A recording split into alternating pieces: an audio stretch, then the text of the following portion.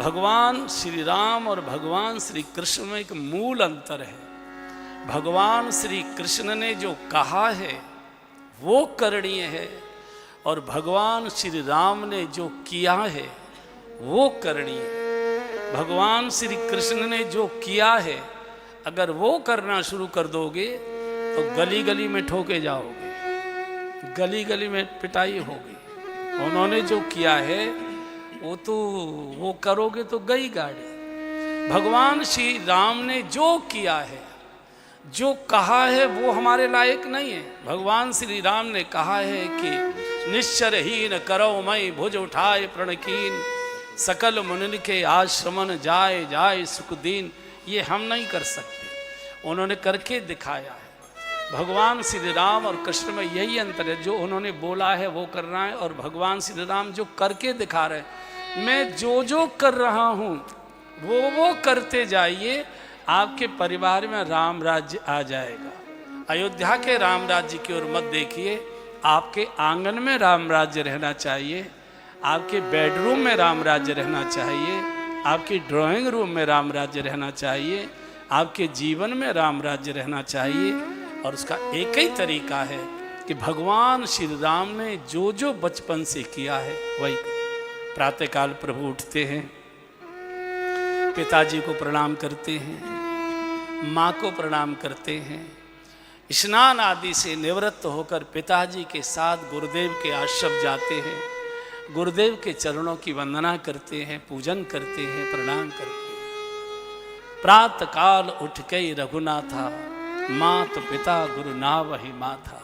पूरी वेद की मर्यादा का भगवान पालन करते हैं।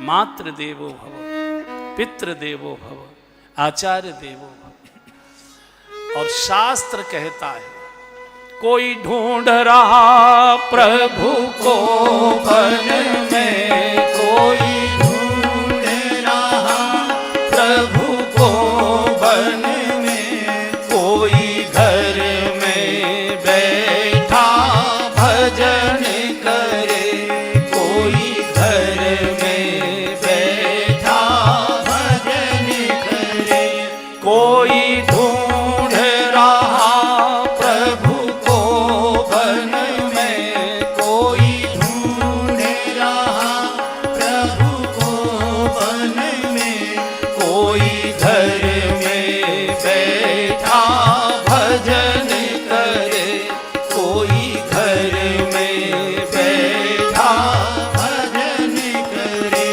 कोई योग करे, कोई ध्यान धरे, कोई योग करे, कोई ध्यान धरे, कोई गंगा यमुना स्नान करे, कोई गंगा यमुना स्नान करे, जिन मातु पिता की सेवा की, जिन मातु पिता की सेवा की, तिन तीर्थ धाम कियो न कियो, तिन तीर्थ धाम कियो न कियो, जिन मातु पिता की सेवा की, जिन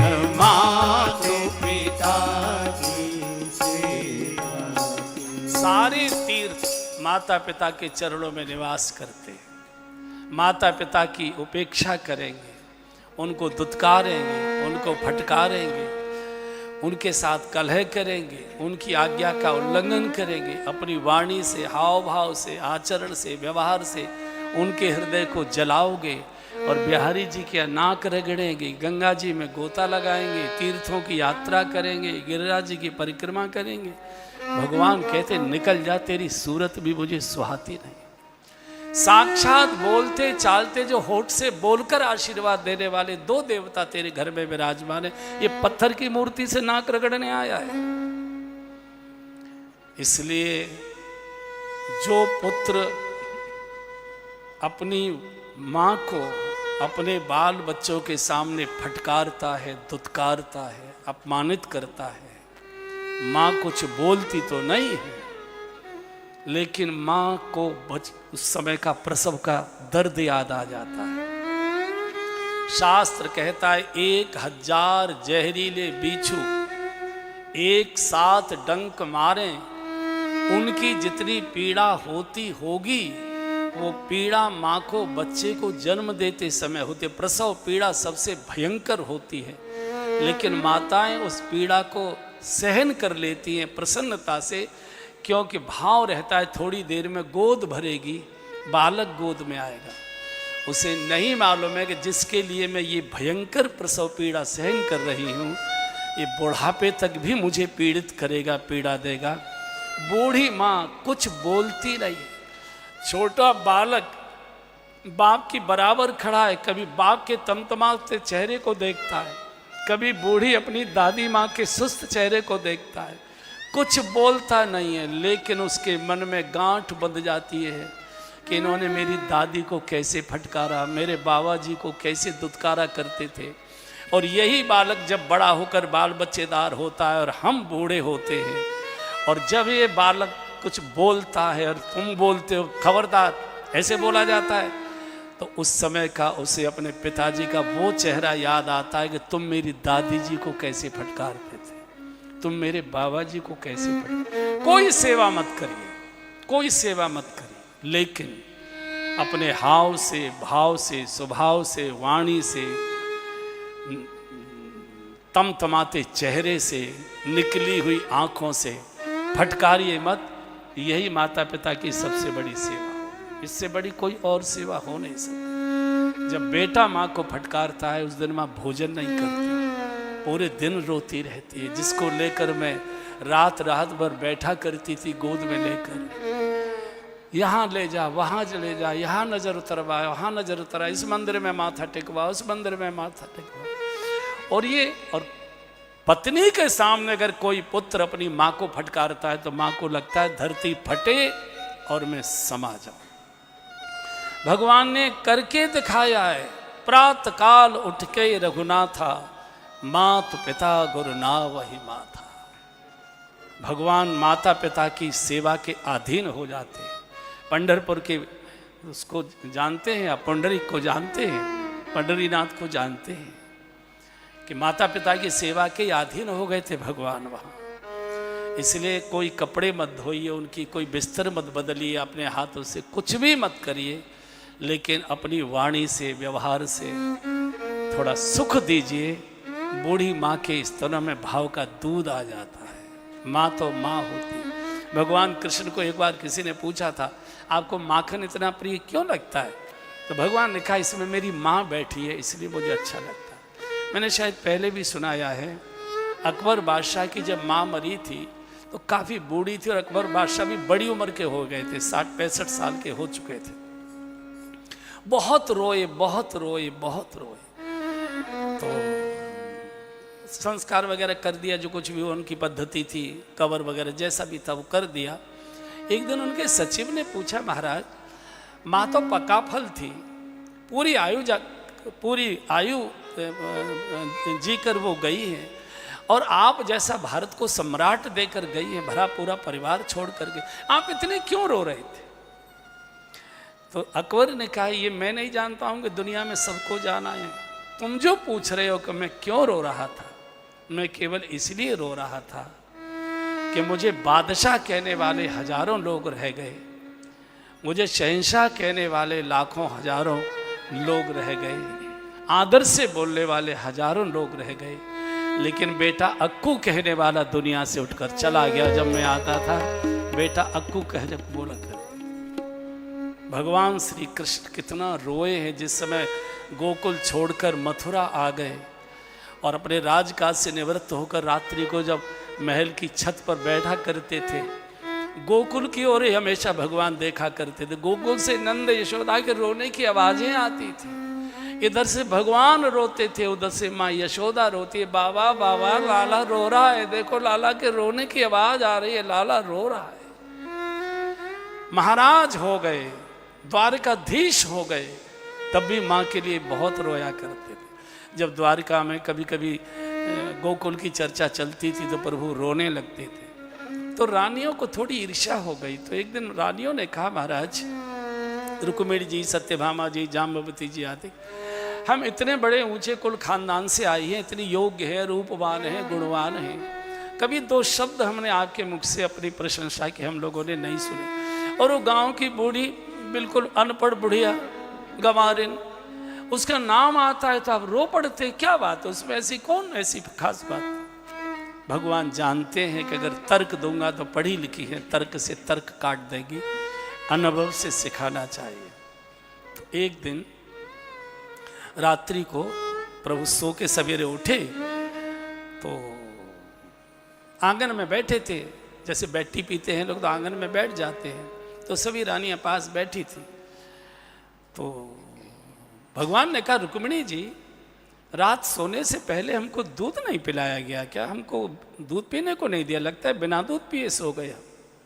रुक्मिणी जी ने कहा, भगवान दूध का गिलास लेकर तो मैं गई थी, लेकिन मैंने देखा बहुत गहरी नींद में सो रहे थे, तो मैंने आपको जगाना उचित नहीं समझा और मैं गिलास वापस लौटा कर लिया। भगवान ने कहा, रुक्मिणी जी, आप में और मेरी यशोदा माँ में बस इतना ही अंतर है। आप मुझे सोता देखकर बिना दूध पिलाए गिलास वापस लौटा कर ले गई।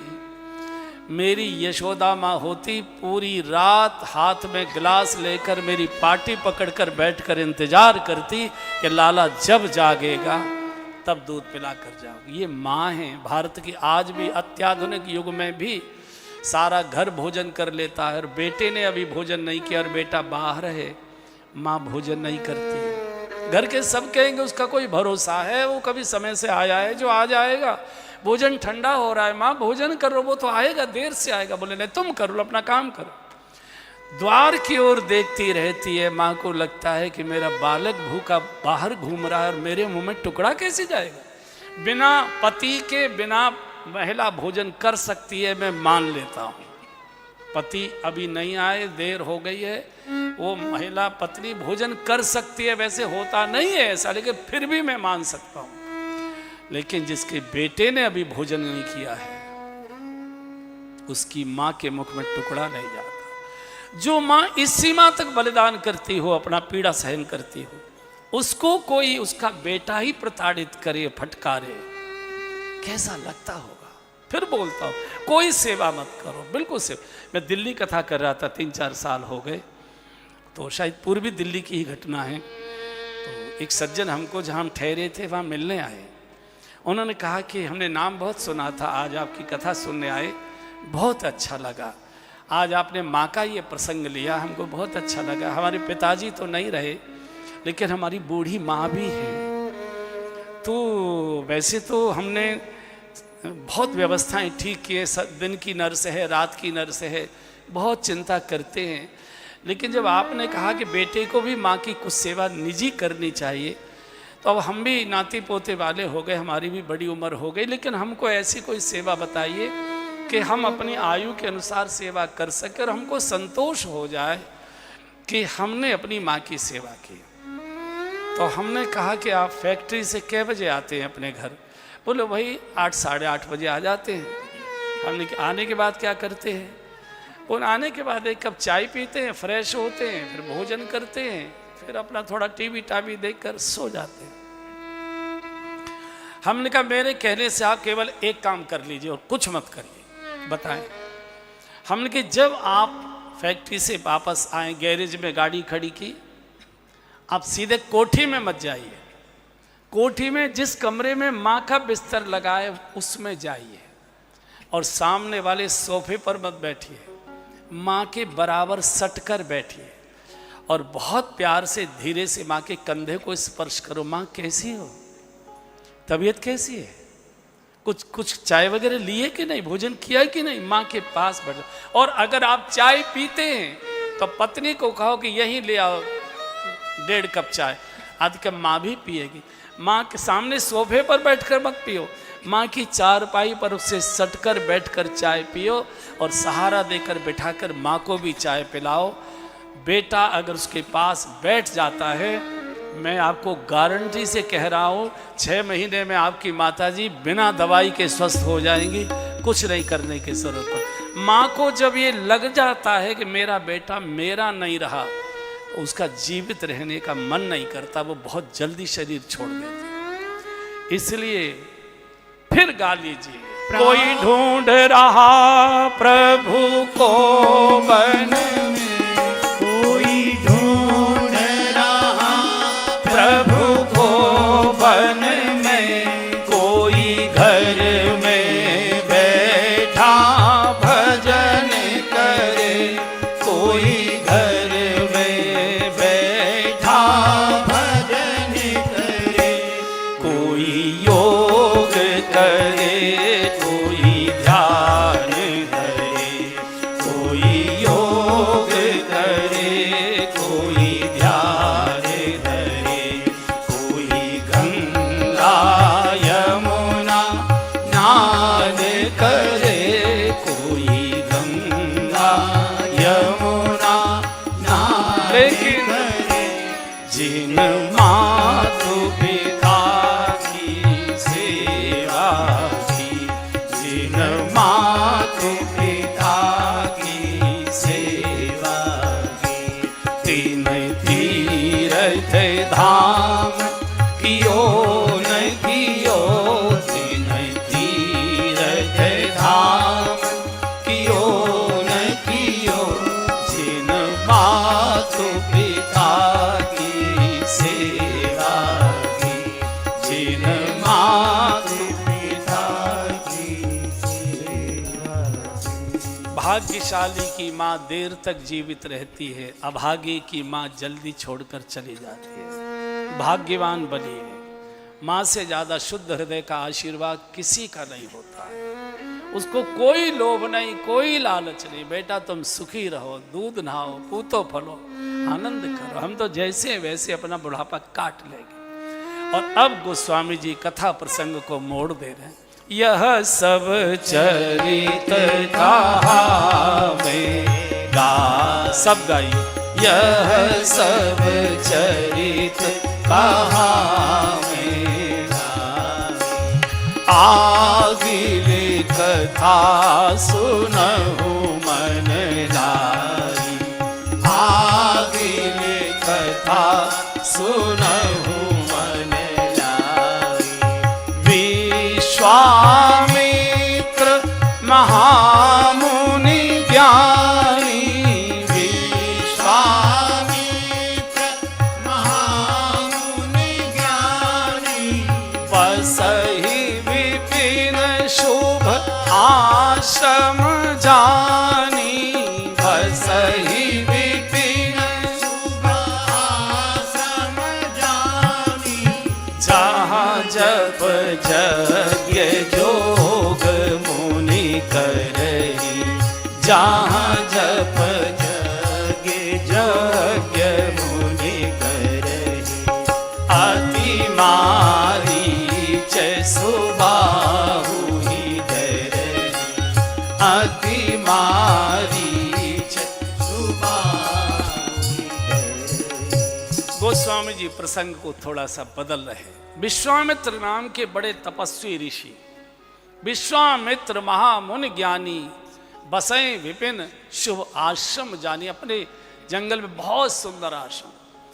विश्वामित्र जैसा पुरुषार्थी महापुरुष इस पृथ्वी पर नहीं हुआ, कल्पना करिए। इन्होंने त्रिशंकु नाम के राजा को सशरीर जिंदा स्वर्ग में प्रवेश करा दिया था, सशरीर। बहुत तपस्वी थे, बहुत तपस्वी थे। राजा को स्वर्ग में प्रवेश कराने वाले राक्षसों से हमेशा डरते रहे, राक्षसों के संकट से नहीं बच पाए, उसको दूर नहीं कर पाए। आपने सुना होगा कि त्रिशंकु नाम के एक राजा थे, इसी रघुवंश के, सूर्यवंश के, भगवान के पूर्वज थे। तो वो वशिष्ठ जी के पास पहुंचे, वशिष्ठ जी से कहा कि मैं स्वर्ग जाना चाहता हूँ। तो वशिष्ठ जी ने कहा कि अरे इसमें कौन खास बात है भाई, तुम्हारे परिवार का हर राजा स्वर्ग जाता है, तुम्हारे यहाँ की तो परंपरा है। बोले सबकी तरह नहीं जाना चाहता, कैसे जाना चाहता हूँ? मैं सशरीर जाना चाहता हूँ। तो वशिष्ठ जी ने कहा कि शरीर तो नहीं जाता, आत्मा जाती है, वह जीवात्मा जाती है, शरीर ये तो विधि का विधान नहीं है। चूँकि वशिष्ठ जी स्वयं विधि हैं, ब्रह्मा जी के मानस पुत्र हैं और ब्रह्मा जी विधान हैं, तो इन्होंने संविधान की बात कह दी कि संविधान का नियम नहीं है कि कोई मृत शरीर स्वर्ग में जाए, उसकी आत्मा जाया करती है, शरीर तो चिता पर जला दिया जाता है। बोले मैं ऐसे नहीं जा सकता, मैं तो सशरीर जा सकता हूँ, जाना चाहता। बोले नहीं, ये नहीं हो सकता, विधान नहीं तोड़ा जा सकता, संविधान की वो नहीं, अवहेलना नहीं की जा सकती। इसे मालूम था, त्रिशंकु को मालूम था कि वशिष्ठ जी की और विश्वामित्र जी की चल रही है, बड़ी दुश्मनी थी दोनों में भयंकर। तो ये विश्वामित्र जी के पास पहुंच गया। आपने चंदा लेने वाले लोग देखे होंगे, हैं? चंदा लेने वाले, रामनिवास जी बैठे नाराज हो जाएंगे। आपने देखा जो होशियार चंदा लेने वाले होते हैं वो एकदम रसीद बुक नहीं दिखाते, दूसरे उद्योगपति की आलोचना करने लगते हैं। अरे साहब बड़े बनते, काहे के बड़े हैं, कोई चार पैसे कभी कभी धर्म के लिए, कोई परोपकार के लिए कभी देते ही नहीं। तो ये बैठा है ना, ये क्या कहेगा? भाई देखो हमारे पास तो जो आता है, जो बन पड़ता है हम तो देते, तुरंत रसीद बुक निकाल देते हैं, एकदम चढ़ा दो ऐसा। तो ये ही कहा कि मैं स्वर्ग जाना चाहता हूं। तो विश्वामित्र जी का स्वर्ग, तुम्हारे परिवार का हर राजा स्वर्ग गया। बोले सबकी तरह नहीं जा सकता, जाना चाहता, मैं सशरीर जाना चाहता हूँ। और वशिष्ठ जी मना कर रहे हैं कि तुम सशरीर नहीं जा सकते। वशिष्ठ जी मना कर रहे हैं, हाँ। बोले अब तू जरूर जाएगा, क्योंकि इनकी चल रही थी। यानी विधान को भी नष्ट करने पर अपने पुरुषार्थ से डटे हुए हैं विश्वामित्र, अब तू जरूर जाएगा। और इन्होंने तप करना शुरू कर दिया, और ये तपस्या के तपोबल से स्वर्ग की ओर ये त्रिशंकु उठने लगा। और जैसे ही स्वर्ग के गेट पर पहुंचा, वहां तो हलचल मच गई। मृत्यु लोक का शरीर कैसे आ रहा है? यहाँ तो आत्मा आती है, यहाँ तो शरीर आता नहीं। खलबली मची, वहां से देवताओं में हाहाकार मच गया। ये तो स्वर्ग की महिमा मिट जाएगी। अगर मृत्यु लोक का शरीर स्वर्ग में आ गया तो देवताओं की तो महिमा गई। हल्ला मचाया और ऊपर से देवताओं ने धक्का मारा, तो ये औंधा उल्टा होके गिरा नीचे को। जब नीचे को गिरेगा तो पैर ऊपर हो गए और इसका वो मुंह नीचे को लटक गया। नीचे लटका तो इसने चिल्लाया, गुरुजी गुरुजी गुरुजी रक्षा करो, गुरुजी रक्षा करो, गुरुजी रक्षा करो। क्या हुआ? बोले देवताओं ने धक्का मार दिया। बोले अच्छा। तो देवताओं से कहा क्या बात है? बोले नहीं, यहाँ मृत्यु लोक का शरीर नहीं आ सकता, विधि का विधान है, विधान नहीं टूटा जा टूट। बोले ठीक बेटा चिंता मत कर, मैं तेरे लिए नया स्वर्ग बनाता हूं। लटका रहे। इन्होंने नया स्वर्ग बनाना शुरू किया। जब स्वर्ग बनना शुरू हो गया तो देवता घबरा गए कि बाबा स्वर्ग बना देगा, और महिमा तो गई। तो सारे देवताओं ने आकर विश्वामित्र जी की बड़ी विनय प्रार्थना की, खुशामद की, महाराज एक नहीं आप 1000 स्वर्ग बना सकते हैं, लेकिन साधु किसी की महिमा नहीं मिटाया करता है, साधु महिमा की रक्षा करता है। हम आपसे क्षमा मांगते हैं, हम आपकी महिमा को शीश नवाते हैं, ये निर्णय आप छोड़ दीजिए। छोड़ दिया निर्णय, त्रिशंकु लटका रहा। क्यों? विश्वामित्र जी अहंकारी बहुत है, पुरुषार्थी व्यक्ति अहंकारी बहुत होता है। तो विश्वामित्र जी ने सोचा कि अगर स्वर्ग बनाऊंगा तो महिमा केवल त्रिशंकु मानेगा, और नहीं मनाऊंगा तो सारे देवता चमचागिरी करेंगे हमेशा मेरी। तो इसके लिए इसको लटका रहने दो, इसको लटका रहने दो। जब ये उल्टा लटका, आदमी जब उल्टा लटकता है तो उसका मुंह खुल जाता है, मुंह खुल जाता है। तो इसका मुंह खुल गया, और मुंह में से ये जो श्रीफल है ना, ये स्वर्ग का ही फल है, विश्वामित्र जी के द्वारा बनाया गया है। आपने देखा ये कभी सड़ता नहीं है, श्रीफल का पानी कभी सड़ता नहीं है, वो उन्हीं की रचना है। और आकाश में ही लटकता है, वो आकाश में ही,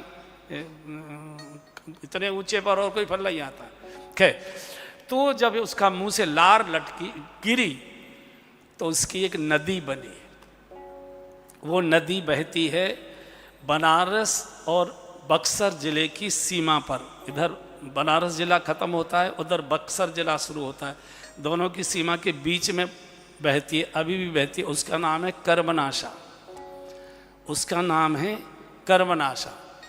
कर्मनाशा की विशेषता ये है कि गलती से भी कोई उसमें पैर दे दे तो उसके पुण्य नष्ट हो जाते हैं, क्योंकि वो अहंकार की लार में से टपकी है, लालसा में से आई, लार में से आई है। और इन्हीं के परिवार के सूर्यवंश के एक राजा ने और तपस्या की थी नदी को लाने के लिए, भगीरथ ने। उनकी तपस्या से गंगा जी पृथ्वी पर आई, स्वर्ग से गंगा जी भी आई, स्वर्ग से ये भी आई। लेकिन दोनों नदियों का विशेषता में अंतर क्या है कि कर्मनाशा में कोई गलती से पैर दे दे तो उसके पुण्य नष्ट हो जाते हैं, और भगीरथ की गंगा जी में गलती से पैर दे देते तो उसके पाप नष्ट हो जाया करते हैं, सारे पाप गंगा जी के अंदर समाप्त हो जाते, क्योंकि वो परोपकार के लिए थे। उनके पुरखों को भस्म कर दिया गया था श्राप देकर, तो अपने पुरखों को, पूर्वजों को जलांजलि देने के लिए, जीवित करने के लिए लाए थे। लेकिन गंगा जी को फिर उन्होंने बहने दिया कि नहीं, मेरे नहीं, बाकी भी समाज के भविष्य के लोग भी आप में स्नान करके तरेंगे। तो गंगा जी परोपकार के प्रतीक। तो पुरुषार्थी, इतने पुरुषार्थी थे परशुराम जी, ये विश्वामित्र जी, लेकिन राक्षसों से हमेशा डरते रहते थे, कपकपीते रहते। गाध तनय मन चिंता व्यापी, हर बिन मरय न निश्चर पापी। बिना भगवान के बुराई नहीं जा सकती। निशाचर किसे कहते हैं बंधुओं? निशाचर राक्षसों को नहीं कहते, राक्षसों को नहीं कहते, निशाचर कहते हैं वे आदतें जो मनुष्य को निशी में विचरण कराती हैं, रात्रि में विचरण कराती हैं, अंधेरे में ले जाती हैं, छुपा कर ले जाती हैं, बचा कर ले जाती हैं, कोई देख न ले इस सावधानी से ले जाती है, इसको निशाचर कहते हैं। और राक्षसों को तो भगवान समाप्त कर देते हैं, लेकिन निशाचरों को बहुत कठिनाई पड़ती है भगवान के लिए। इसको तो कोई साधु संत महात्मा सदगुरु ही इससे बचा सकता है। उसी समय यज्ञ रोक दिया, चूंकि यज्ञ में विघ्न करते थे, बिना भगवान के मेरा यज्ञ पूर्ण नहीं होगा, और यज्ञ छोड़कर आ गए। अब भगवान तो उस समय प्रकट थे, ये भगवान को ले गए, यज्ञ पूर्ण हुआ, लेकिन हमारे लिए तो भगवान नहीं आएंगे। तो ये निशाचरी प्रवृत्ति से हम कैसे बचें? हम कैसे बचें? तो ध्यान दीजिए, एक सिद्धांत है शरीर का, जिसका सिर खाली रहेगा उसको बीमारी जरूर रहेगी। अगर जाड़ों में खुला है सिर तो ठंड लगेगी, बरसात में सिर खुला है तो जुकाम खांसी होगी, स्टोफीलिया हो जाएगा, और गर्मी में सिर खुला है तो लू लपट लगेगी, बीमार होगी। तो पुराने लोग या तो छाता, या तो गमछा, या तो पगड़ी, या तो कुछ न कुछ रखते थे। भारतीय परंपरा में सिर खाली रखना शुभ नहीं माना जाता। आपने गांव के भी लोग देखे होंगे, कुछ को दुपट्टा, पगड़ी, ये वो सब रखते थे। तो अब हम तो भगवान को नहीं ला सकते थे। विश्वामित्र जी तो उस समय वर्तमान काल में थे, और उनकी इतनी महिमा थी कि भगवान आ गए उनके यज्ञ की रक्षा करने। हम कैसे बचे दुर्गुणों से, निशाचरों से? वे आदतें जो हमको निशी में विचरण कराती हैं, अंधेरे की ओर ले जाते। वेद भगवान कहते तमसो माँ ज्योतिर्गमय, असतो माँ सदगमय, मृत्योर माँ अमृतम गमय। मृत्यु से अमृत की ओर बढ़ो, अंधकार से प्रकाश की ओर बढ़ो, अशुभ से शुभ की ओर चलो। तो भगवान कैसे लाएं? तो ये सूत्र दिया है विश्वामित्र जी ने कि सिर खाली मत रखिए, बच जाओगे।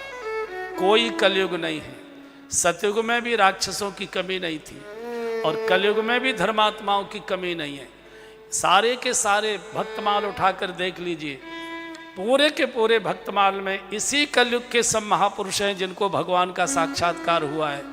कोई सतयुग, त्रेता, द्वापर के किसी महापुरुष का वर्णन भक्तमाल में नहीं। सब कलयुग के इसी युग के मीराबाई है, जनाबाई है, कर्माबाई है, सूरदास जी है, कुम्मन दास है, तुलसीदास जी है, जितने भी चैतन्य महाप्रभु, जितने भी महापुरुष जिन्होंने भगवान को प्रकट किया है, जिन्होंने भगवान को जिया है, जो भगवान में जिए हैं, वो सब इसी युग के हैं। तो करें क्या? 3 सूत्र आचार्यों ने दिए हैं। सिर खाली मत रखिए। जब हम अविवाहित हैं, ध्यान से सुन लीजिए मेरी बात, जब तक हम अविवाहित हैं तब तक अपने माता पिता की इज्जत को अपने सिर पर रखिए कि मैं किनका बेटा हूं, मेरे पिताजी का कितना बड़ा नाम और यश था, कितनी उनकी इज्जत थी। कोई सुनेगा उनका लड़का यहां खड़ा है, उनका लड़का ये पी रहा है, ये खा रहा है, उनका लड़का ये कर रहा है। पिता की इज्जत आपके पैर रोक लेगी, कदम रोक लेगी। परम स्वतंत्र सिर पर कोई मारा जाएगा, सिर पर कोई न कोई चीज चाहिए। सुन लीजिए, जब तक हम अविवाहित हैं, चाहे बेटा हैं चाहे बेटी हैं, अपने बाप की इज्जत अपने सिर पर। मेरे पिताजी मुंह नहीं दिखा पाएंगे, मेरे पिता को सहन नहीं होगा मेरा ये आचरण, कदम रुक जाएंगे। जब आप शादीशुदा हो गए, बाल बच्चेदार हो गए, तो फिर अपने छोटे बच्चों को बड़ा बनाकर अपने सिर पर बिठाइए। अब मैं बाल बच्चेदार हो चुका हूँ, मैं जिधर जा रहा हूँ, मैं जो कर रहा हूँ, मैं जो खा रहा हूँ, मैं जो पी रहा हूँ, जहाँ मैं उठता बैठता हूँ, मेरे बच्चों पर इस बात का क्या असर पड़ेगा, मेरे बारे में बच्चे की क्या धारणा होगी, बच्चों के मन में मेरी क्या इज्जत रहेगी। आपके कदम रुक जाएंगे, आपके कदम रुक जाएंगे। हमेशा छोटे बच्चों को नहीं, भाई पहले चलता था, बाल बच्चेदार हो गए, बच्चों पर असर खड़ा पड़ेगा, हम मुंह नहीं दिखा पाएंगे। बच्चों को किस मुंह से समझाएंगे, डांटेंगे, फटकारेंगे। हम खुद कीचड़ में पड़े हुए, खुद अंधकार में भटक रहे हैं। आप कोई पूजा पाठ नहीं बचा पाएगा। मैं व्यासपीठ से बोल रहा हूँ, सब पूजा पाठ करते हैं, घर घर में पूजा, घर घर में ठाकुर जी, घर घर में गोपाल जी, गांव गांव में कथाएं, गांव गांव में संकीर्तन, गांव गांव में सत्संग हो रहे हैं, मंदिरों में घंटे भीड़ लगी है, धक्का मुक्की हो रही है, निकलने की जगह नहीं है। कचहरियों में मेला क्यों खड़ा हुआ है?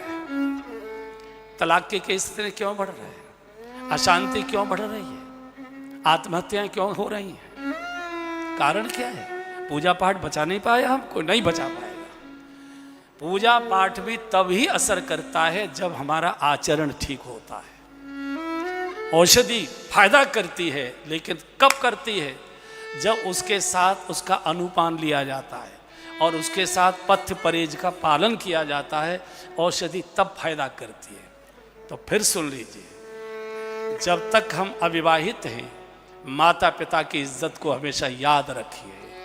मैं उस कुल खानदान में जन्मा हूं, मेरे बाप की इतनी बड़ी इज्जत थी, लोग क्या कहेंगे। एक जब बच्चे हो गए, छोटे बच्चों को बड़ा बनाकर सिर पर बिठाइए कि मेरे आचरण, वाणी, व्यवहार, मेरा ये सब मेरे बच्चों पर क्या असर पड़ेगा, 2 कौड़ी की इज्जत मेरी नहीं रहेगी। और तीसरे, आदमी 2 समय बिगड़ता है।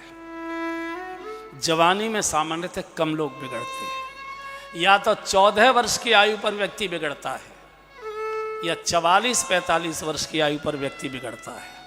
बीच का काल होता है पुरुषार्थ का, उसमें थोड़ा सध जाता है। लेकिन 2 आयु हैं जो व्यक्ति को बिगाड़ती है।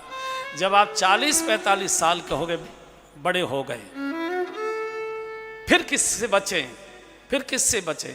तो अपने गुरु को अपने सिर पर बिठा के रखिए। मैं उनके चरणों में बैठता हूँ, उनके हाथ मेरे सिर पर है, उनका कृपा का आशीर्वाद मेरे ऊपर है।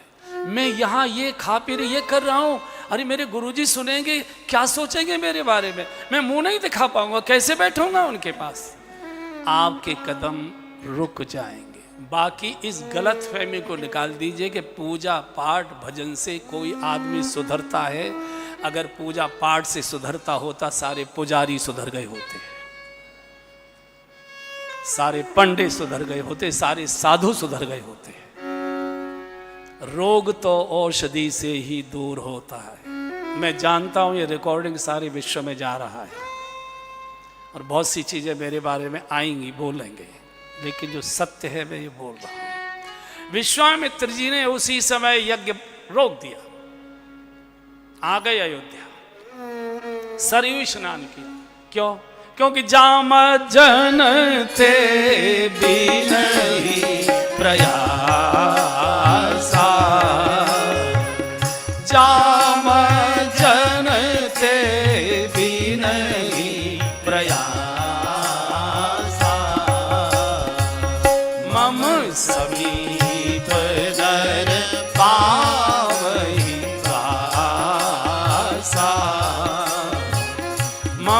समीप नर पावहि वासा आजी मम समीप नर आवहि वासा मम समीप नर पावहि आ गए राजभवन। आते नहीं थे चूंकि दुश्मनी थी, इनके गुरुजी वशिष्ठ जी थे और विश्वामित्र वशिष्ठ की दुश्मनी थी, तो आते पहली बार विश्वामित्र जी का आगमन स्वागत हुआ है। सेवकों ने महाराज को कहा, महाराज विश्वामित्र महामुनि पधारे हैं। कांप गए, क्यों आ गए, क्या हुआ, कहीं ऐसा वैसा न कर दे। स्वागत सत्कार किया है, चरण धोए हैं, चरणामृत लिया है, आसन दिया है, भोजन कर। साधु को अपने घर आता है तो कुछ न कुछ उसको खिलाइए पिलाइए जरूर। साधु को बिना खाए आने मत दीजिए। कुछ भी शरबत पिला दीजिए, चाय पिला दीजिए, बिस्कुट खिला दीजिए, केला खिला दीजिए, फल खिला दीजिए, भोजन का समय भोजन करा दीजिए। साधु के द्वारा किया गया भोजन सीधे भगवान को जाया करता है। ब्राह्मणों मुखमासीत, भगवान का जो मुख है उस साधु ब्राह्मण ही होता है। भोजन आदि कराया, चारों पुत्रों को बुलाया, प्रणाम कराया है।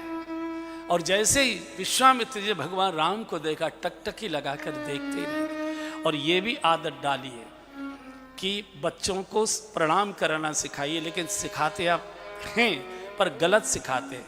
क्या करते हैं, ए बाबा जी को धोख दे, गुरु जी को धोख दे। अब वो तो जानता नहीं धोख धाक क्या है, तो आप उसकी गर्दन पकड़ के ऐसे मरोड़ते, धोख दे बस ऐसा करते। उसका तरीका ये है, उसके सामने भले ही आपने प्रणाम कर लिया होगा, उसके सामने आप पुनः प्रणाम करिए माथा टेक कर, तो आपको देखकर बच्चा करना शुरू कर देगा।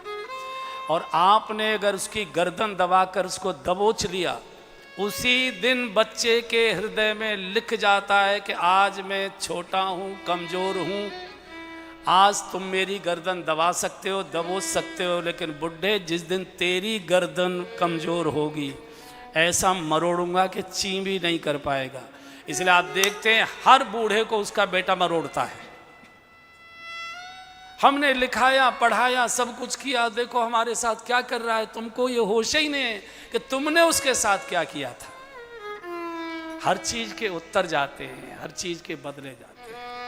आप करिए प्रणाम, भले ही आपने कर लिया, हाँ बेटा देखो ऐसे करते, वो करेगा, बच्चे करते हैं, प्रणाम कराए।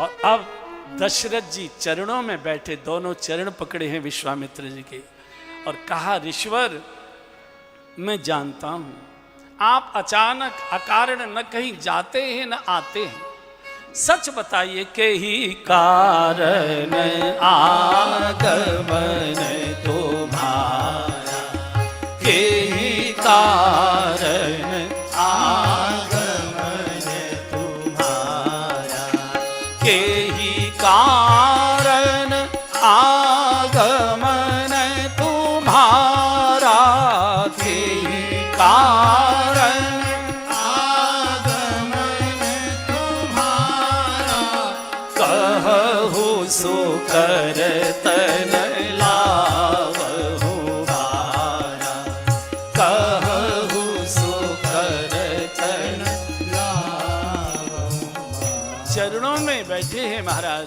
विश्वामित्र जी ऊंचे आसन पर। ऋषवर सच बताइए के कारण आप अचानक अकारण न कहीं जाते हैं न कहीं आते हैं, आप इतने तपस्वी और इतने विरक्त हैं, आप आगमन का मुझे कारण बताइए। आपको शायद बोलने में विलंब होगा, मुझे पूरा करने में बिल्कुल देर नहीं होगी। इतना कहना था, एकदम दुर्घटना घटित हो गई। ऊंचे तखत पर बैठे थे विश्वामित्र जी, धड़ाम से गिरे और जैसे कोई छोटा बालक खेल कर आए, रोता रोता मोहल्ले के बच्चे मुझे बहुत सताते। विश्वामित्र जी को भगवान भले ही इस समय बालक रूप में है, लेकिन है तो जगत का मालिक। बालक तो इस समय विश्वामित्र जी ही है, मालिक के सामने तो बालक ही है। एकदम जैसे बालक रोता है, राजन असुर समूह सतावहि मोहि असुर समूह सतावहि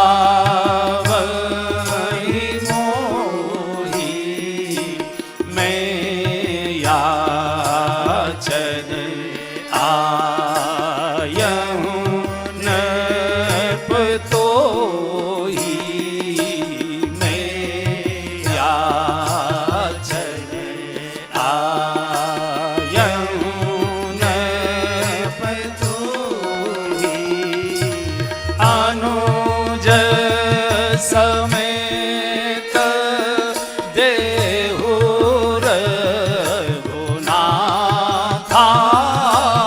अनुज समेत देहु रघुनाथा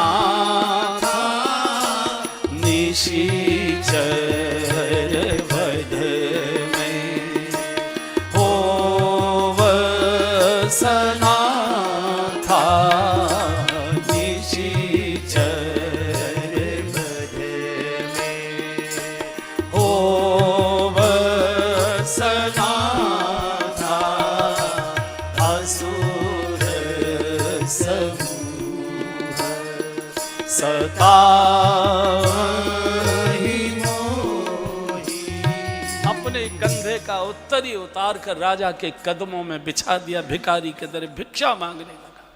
नए स्वर्ग की रचना करने वाला व्यक्ति आज भिखारी बनकर आया है, और भगवान के सामने तो जब तक भिक्षा नहीं मांगोगे तब तक भगवान क्रियाशील नहीं होता है।